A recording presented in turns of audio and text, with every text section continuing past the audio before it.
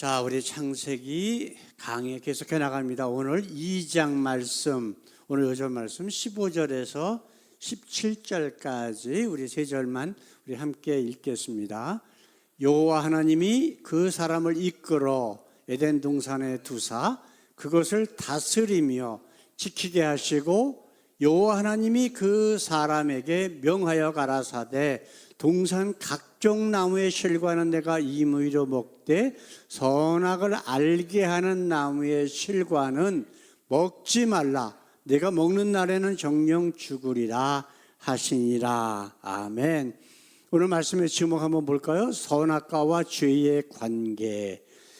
우리 대부분의 교회가 죄에 대한 그 의미를 몰라요. 선악과를 먹어서 그것이 죄가 됐다. 그러니까 선악과가 죄덩어리다. 뭐 이런 식으로 막 가르치더라고요.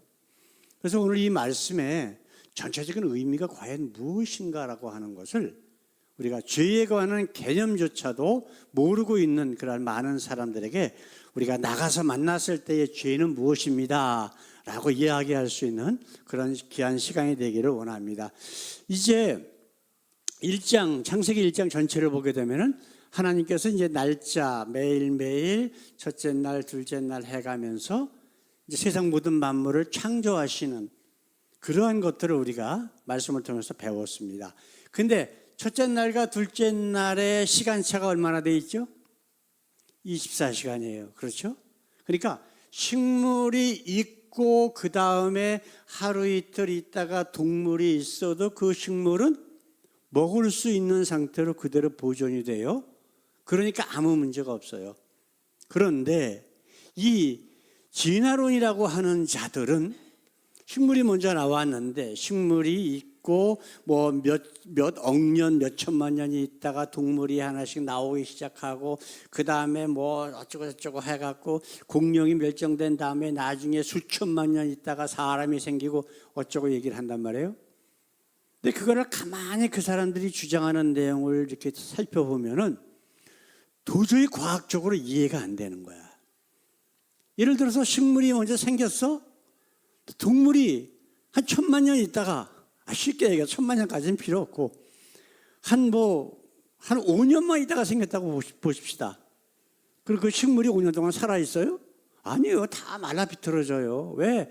씨가 안 생기고 그 후손이 땅에서 나오지 않는데 세상에 생길 수가 없잖아. 그러면 또 계속해서 그 진화론 사람들이 주장하는 것처럼 새로운 식물들이 계속해서 땅에서 나와서 보존되고 있었다라고 우겨야 돼. 근데 그건 우기지 않거든. 마찬가지예요. 동물이 없는데 어떻게 수분을 해서 씨를 맺고 열매를 맺고 해가지고 그것이 땅에 떨어져서 또 나오고, 이것이 식물이 자라는 기본적인 원리 아니에요? 그러니까 과학적인 원리 자체를 사그리 무시하는 게 진화론이고, 진화론은 자기들이 과학을 무시하면서 과학이 돼. 말이 안 되는 거잖아요. 자, 이제 6째 날 하나님께서 뭘 하셨죠? 모든 육지의 동물들도 그냥 동물이 아니라 3가지로 분류해서 창조하셨다라고 성경은 분명히 말씀하고 있거든요. 뭐가 있었죠? 야생동물이 있었고 가축이 있었고 그다음에 땅에 기어다니는 동물이 있었고, 그리고 나서 이제 사람을 흙으로 빚어서 만드시는 내용이 성경에 통해서 우리가 나오고 있단 말이에요.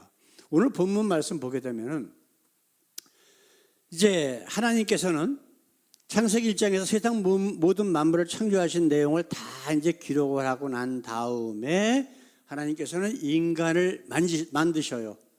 사람이 바로 이 모든 우주 만물을 창조하신 목적이거든요. 그래서 이 사람을 만들기 전에 이 사람에게 필요한 모든 환경을 우주까지 만들어서 딱 준비를 해 놓으시고, 그 다음에 이제 그 마지막 목적이었던 사람을 만들어서, 지금 우리가 읽은 말씀 보게 되면 에덴 동산으로 이끌어서 거기에 그 사람을 놔두고 하나님이 만드신 모든 세상의 창조물들을 다스리게 하셨다라고 합니다.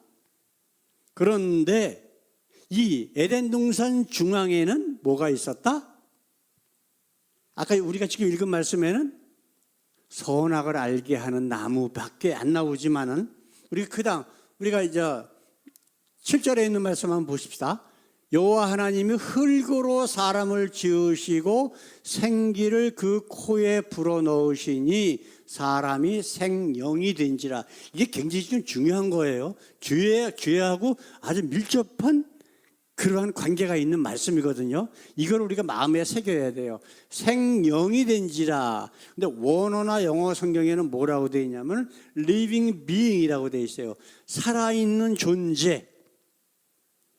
어떻게 살아있는 존재가 되었느냐라고 하는 것은 생기를 그 코에 불어넣으시니 라고 하는 거예요. 생명을 불어넣어서 우리 인간이 살아있는 존재가 되었다라고 하는 하나님의 말씀이 있단 말이에요. 이걸 우리가 생각을 해야 돼. 자, 이게 그러면은 만약에 하나님이 불어넣으시는 생기가 끊어지면 살아있는 존재예요? 죽어있는 존재예요? 죽은 존재가 되는 거예요. 육신은 이미 벌써 흙으로 빚어서 놓으셨기 때문에 움직이지만 죽어있는 거야. 왜? 하나님과의 관계가 끊어진 상황이기 때문에. 이거를 가지고 죄에 관한 문제를 우리가 오늘 함께 말씀을 나눌 거예요. 자, 에덴 동산의 의미가 그러면 뭐냐? 우리 8절에서 9절까지 말씀 한번 보십시다. 7절은 우리가 뭐 했었죠? 하나님께서 사람을 만드시는 것을 우리가 봤어요. 그 다음에 8절 9절에 뭐라고 말씀하고 있냐? 여호와 하나님이 동방의 에덴에 동산을 창설하시고 그 지으신 사람을 거기 두시고 여호와 하나님이 그 땅에서 보기에 아름답고 먹기에 좋은 나무가 나게 하시니 동산 가운데에는 생명나무와 선악을 알게 하는 나무도 있더라. 현재 지금 존재하는 모든 열매들을 맺는 나무들을 다 갖다 놓으셨는데 그 중에서 특별히 생명나무와 선악을 알게 하는 나무도 있었더라라고 기록을 해 놓으셨어요. 하나님께서 우리 인간을 창조하신 목적이 뭐죠? 자기의 형상, 이미지대로 만들어서 자기와 함께 영원히 살자라고 하는 거예요. 그러면 당연히 있어야 할 게 뭐예요? 생명나무. 그렇죠? 당연히 생명나무는 있어야 돼. 왜냐하면 흙으로 만드셨기 때문에 생명의 한계가 있잖아. 그래서 생명나무를 통해서 계속해서 우리 육신을 연약한 부분들이 회복됨으로 인해서 우리가 영원토록 살게 하셨단 말이에요. 에덴 동산에서 쫓겨났을 때의 아담의 후손들이 평균 수명이 900년이 다 넘어요. 생명나무를 안 먹었는데도 900년이 넘게 나왔다고. 그렇다면 하나님께서 인간을 창조하신 목적에 맞게 창조하셨다? 아니다. 충분히 우리가 알 수 있는 거예요. 지금 100세 시대라고 해서 사람들이 막 좋아하고 어쩌고 떠들어대죠. 그런 거 안 해도 그냥 900년 이상씩 살았어요. 거기다가 그냥 가끔 먹고 싶은 대로 생명나무까지 먹어? 그럼 계속해서 하나님이 창조하신 그 모습 그대로 계속 변화가 되는 거야. 그럼 영원토록 사는 거죠. 근데 이제 그 다음에 문제가 요놈의 게 문제야. 지금 선악을 알게 하는 나무. 근데 그걸 먹으면서 선악을 알게 하는 게 아니에요. 또 tree of knowledge라고 돼 있어. 지식의 나무. 자, 그럼 그 지식이 어떤 지식일까요? 하나님의 지혜일까? 아니면 세상의 지식일까? 세상의 지식이란 말이에요. 세상의 지식을 가지면 가질수록 고개를 숙이는 게 아니라 어떻게 돼요? 점점 뻣뻣하게 고개를 들고 하나님을 무시하고 모든 것을 자기 중심으로 하게 돼 있어요. 그게 인간의 모습이라고. 우리 인간의 한계를 누구보다 잘 아시는 분이 바로 하나님이시잖아. 하나님께서 우리를 창조하셨으니까. 이게 지금 문제라고. 인간은요, 가만 놔두면 고개를 뻣뻣하게 들게 돼 있어. 그래서 성경은 뭐라고 돼 있어요? 여호와를 아는 것이, 안다라고 하는 히브리 단어가 뭐라고? 야다. 함께 살면 살수록 살면서 알아나가는 그 안다라고 하는 단어. 여호와를 아는 것이 지혜와 지식의 근본이라고 돼 있는데, 우리 인간은 지식을 많이 가지면 가질수록 점점 교만해져. 근데 지혜는 하나님이 주시는 거거든요. 지혜, 명철, 이건 하나님이 주시는 거예요. 지식은 뭐예요? 어디서 배우는 거예요? 세상적으로 배우는 게 지식이에요. 내가 몰랐던 걸 알아나가는 거예요. 근데 지혜는 뭘까요? 명철은 뭘까요?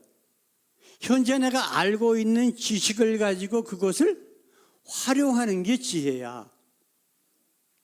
그걸 올바르게 활용하느냐, 옳지 않게 활용하느냐에 따라서 우리가 하나님 앞에 죄인이 될 수가 있고 하나님 앞에 의인이 될 수가 있는 거예요.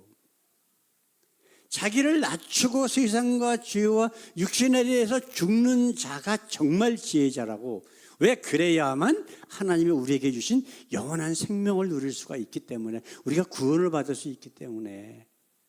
이것이 성경 전체에서 우리에게 하고 있는 말씀 아닐까요? 근데 여기 뭐라고 되어 있어요? 어떤 나무라고? 보기에 아름답고 먹기에 좋은 나무래.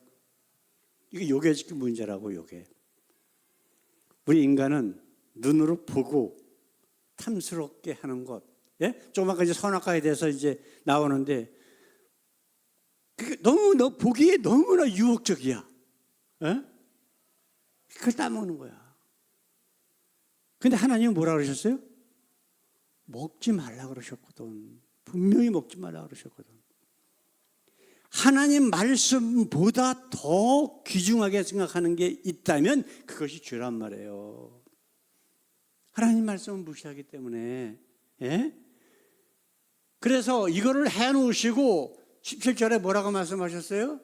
한번 보십시다. 우리가 2장 17절에 선악을 알게 하는 나무의 실과는 먹지 말라. 내가 먹는 날에는 정령 죽으리라 하시니라. 제가 그 전에도 한번 말씀드렸는데, 우리 태생교 오시기 전에 우리 노인네들 많이 계셨잖아요. 한 몇 분 계셨는데, 그분들에게 제가 항상 그런 질문을 가끔 했거든. 몇 달에 한 번씩. 자, 뭐 때문에 죄가 돼서 에덴 동산에서 쫓겨났을까요? 선악과를 봤을 때부터 죄다. 아니면은 나서 죄다. 먹었기 때문에 죄다. 어떤 걸까요? 노인네들이 뭐라 그랬다고? 그거 봤을 때부터 죄다. 근데 그렇게 이야기하는 사람들은 자기 윤리 개념이 정확하신 분이야. 근데 자기는 그렇게 살고 있냐? 그것도 아니거든. 그래서 내가 이거를 항상 말씀드렸단 말이에요. 이 17절에 있는 말씀. 자, 그럼 하나님께서 뭐라고 말씀하셨을까요? 선악을 알게 하는 나무의 실과는 먹지 말라 했는데 먹었기 때문에 죄가 된 겁니다. 근데 먹어서 죄가 아니라 뭐가 죄라고? 하나님 말씀을 무시했기 때문에, 불순종했기 때문에, 하나님은 분명히 먹지 말라고 하신 거를 알면서도 먹었기 때문에 죄가 된 겁니다. 수십 번을 얘기했는데도 수십 번 물어봐도 똑같은 대답만 계속해서 해. 그 노인네들이기 때문에 그렇다? 아니에요. 죄송하지만. 대부분 장로교에서부터 크신 분이야. 70년, 80년 이상을 다 교회 다니신 분이야. 근데 그렇게 배운 거야. 어렸을 때부터. 근데 이게 안 바뀌어. 아무리 얘기해도 안 바뀌어. 이게 참 무서운 거예요. 그렇죠? 자, 우리가 아까 다시 한번 생각해 봅시다. 정령 죽으리라 했는데 이 사람들이 죽었어요, 안 죽었어요? 선악과를 따먹었는데 안 죽었다고. 근데 하나님의 말씀이 그럼 잘못된 거다? 아니에요. 이미 죽은 거예요. 뭐가 죽은 거예요? 영이 죽은 거예요. 생영이 된지라, 살아있는 존재가 된지라. 우리 7절에 있는 말씀 다시 한번 볼까요? 여호와 하나님이 흙으로 사람을 지으시고 생기를 그 코에 불어넣으시니 사람이 생명이 된지라. 왜 생명이 됐다고요? 하나님이 그 생명을 코에다가 불어넣으시니. 근데 이게 끊어졌어. 하나님과 함께, 야다 하나님과 함께 거하면서 그 생명의 원천이신 하나님으로부터 생명의 그 숨을 항상 받고 있을 때가는 그 영이 하나님과 함께 살아 있었다고. 여러분, 성경에 나오는 유명한 인물들, 사울왕 한번 보세요. 예? 다윗의 아들 솔로몬 한번 보세요. 뭐라고 되어 있어요? 하나님이 영이 떠나고 악령이 그를 사로잡았더라, 그렇게 되어 있어요. 하나님이 영이 떠났다는 것은 바로 그거예요. 이게 지금 그의 생기가, 생명을 우리에게 주시는 하나님이 떠났다? 그럼 당연히 악령이 사로잡은 거예요. 그 악령이 뭐예요? 세상 권세 잡은 자가 악령이에요. 우리 육신을 주장하는 자. 하나님의 말씀보다. 말씀이 좀 이해가 돼요? 조금 어렵긴 한데, 지금 분명히 네가 그거 선악과를 먹으면, 지식의 나무의 열매를 먹으면 죽으리라 그랬는데 안 죽었거든. 근데 실질적으로는 하나님의 말씀으로 비춰보면 죽은 거예요. 왜? 우리에게 영원한 생명을 주시는 하나님의 관계가 끊어졌기 때문에. 그게 여기는 뭐라고 되어 있어? 생기. 이걸 우리가 생각을 해야 된다고. 그래서 하나님의 목적은 뭐예요? 선악과를 따먹기 전에 에덴 동산, 거기에 뭐가 있다고? 생명나무와 지식을 알게 하는 나무, 열매까지 있는 새로운 천국, 영원한 삶을 누리는 곳, 이곳으로 우리를 다시 데려가시기 위해서 세상 역사를 주관하시는 거예요. 그래서 예수님까지 이 땅에 보내신 거라고. 예수님을 이 땅에 보내신 목적은 뭐예요? 우리를 구원하시기 위해, 영생을 주시기 위해. 구원하시는 게 뭐예요? 영원한 생명을 주시는 곳. 거기 어디예요? 하나님의 나라. 성경에 나오는 구체적인 장소는 에덴 동산. 똑같은 말이란 말이에요. 그게 바로 출애굽에 나오는 약속의 땅. 근데 이 땅에 있는 땅은 그건 영원한 하나님의 나라가 될 수가 없어요. 새 하늘과 새 땅으로서 새로운 에덴 동산을 만들어서 주실 때까지는 우리는 영원한 삶을 누릴 수가 없다고. 왜냐하면 육신을 입은 자는 그 영원한 하나님의 나라에 갈 수가 없기 때문에. 단지 그 약속의 땅 가나안 땅은 영원한 하나님의 나라에 대한 샘플로 보내주신 거란 말이에요.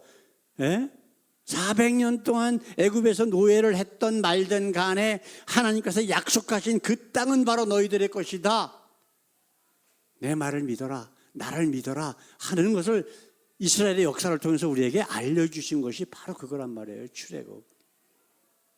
사랑하는 성도 여러분, 이 에덴 동산은 바로 우리가 돌아가야 할 우리의 영원한 고향이에요.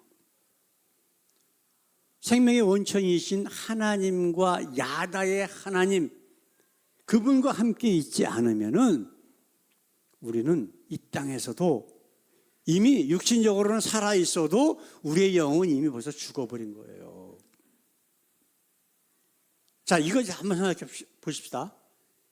아담과 하와가 생명의 원천이신 하나님과 함께 동행하면서 생기를 계속 받고 있었어. 그렇죠? 근데 그들이 벌써 선악과를 따먹고 관계가 끊어짐으로써 자기네들 스스로가 숨어. 그러면서 하나님께서 그를 찾으신다고 어디 있느냐? 이게 바로 예수님을 보내신 목적이란 말이에요. 다시 찾아서 어떻게 하신다? 그 에덴 동산에 우리를 들여다 놓기 위해서 예수님을 이 땅에 보내신 거라고. 이거 하나만 봐도 성경 전체의 원리가 그냥 다 들어가 있는 거예요, 지금. 예? 우리가 그 하나님의 나라에 가기 위해서는 딱 하나밖에 없어.